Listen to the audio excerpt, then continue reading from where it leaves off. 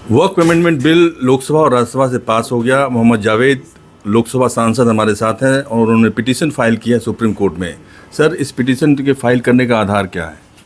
आधार ये है, सबसे पहले तो ये आपने देखा होगा, सुना होगा सबको कि अपोजिशन के जितने माननीय सदस्य हैं, चाहे लोकसभा में हो, राज्यसभा में, जिन जिन ने बोला इसके ख़िलाफ़ बोल रहा है और पॉइंट वाइज बताया क्या गलतियां हैं, क्या वायलेशन है।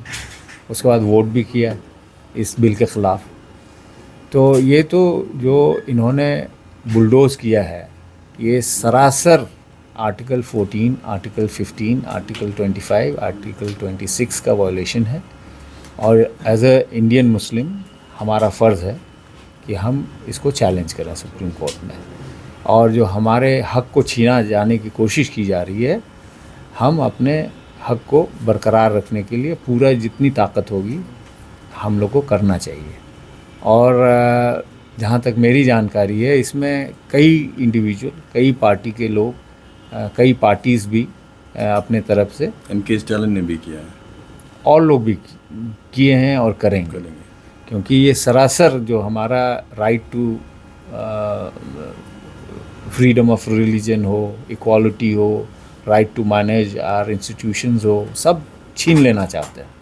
तो ये तो कॉन्स्टिट्यूशन में अलाउड है नहीं। कॉन्स्टिट्यूशन में तो बाकायदा इंश्राइंड है। These are the basic pillars of any society, the constitution. तो ये तो ले हमारी हक को छीनना चाहते हैं। हमारा फ़र्ज़ है कि हम जाएं। आपको लगता है सुप्रीम कोर्ट से न्याय मिलेगा आपको? हमको बिल्कुल यकीन है कि मिलेगा। ये तो blatant misuse of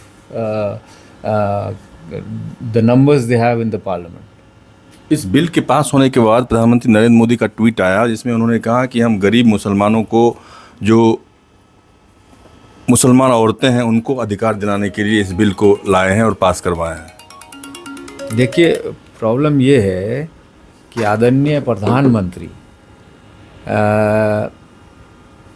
her subject को ट्विस्ट करके बोलते हैं। गरीबों का इतना ही चिंता था तो आप हिंदू एंडोमेंट में भी है, वहाँ भी तो गरीब हैं। मुसलमान ही में पिछड़े तो नहीं है, पासमानदा तो नहीं है। हिंदू समाज में भी दलित है, आप उनको भी आप एंडोमेंट बोर्ड में दीजिए, उतना ही रिप्रेजेंटेशन दीजिए। महिलाओं को दीजिए।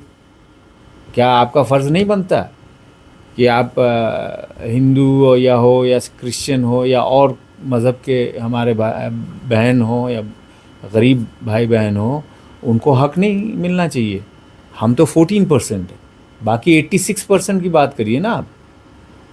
और अगर कुछ इरेगुलरिटीज़ है तो आप 11 साल में क्या किया, किस पे आपने कानूनी कार्रवाई की? ये सरासर आर्टिकल 14, 15, 25, 26 का वायलेशन है। और ये अपना मनमानी चला रहे हैं। इनको ये गलत फहमी है कि ये प्रधानमंत्री नहीं, हिंदुस्तान के बादशाह। तो जी, धन्यवाद हमसे बातचीत के लिए। रमन कुमार, दिल्ली, न्यूज़ 24।